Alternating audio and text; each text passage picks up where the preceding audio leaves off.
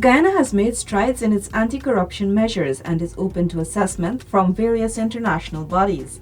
This was disclosed by Minister of Parliamentary Affairs and Governance Gail Teixeira during the opening of the Anti-Corruption and Human Rights Expo at the Arthur Chung Conference Center, Liliendal, on Saturday morning. She noted that the activity coincides with the observance of the United Nations International Anti-Corruption Day observed on December 9 and Human Rights Day on December 10. In Guyana, we have a story to tell, and we have to tell our story in many different forms of the ways in which we as a people grow, change, develop, and are able to transform our society where no one is left behind. As a small ministry, we have created a number of coordinating bodies to try to bring us together as government agencies in dealing with issues of human rights, in dealing with anti-corruption.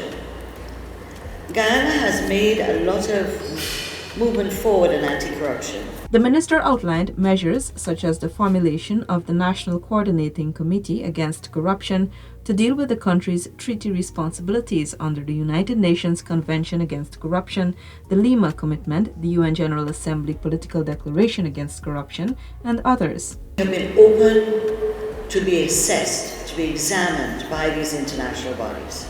And so we have been, as I said, we're in the process of the second assessment by the UN Convention Against Corruption, and the in-situ visits will take place next year.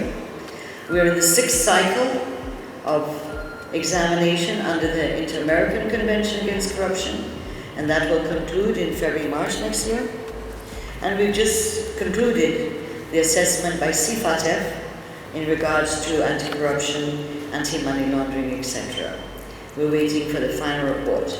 But in addition to that, we have made strides, so much so that it looks as if Egmont will approve us in January 2024, which is a big step forward in terms of our relations with financial institutions, intelligence units across the world. She also noted the importance of building capacity in terms of knowledge among the 17 agencies of the National Coordinating Committee. We are trying to build institutional capacity, collaboration, transparency and accountability in what we're doing, and to look at the steps we need to take to continue making progress in the anti-corruption fight.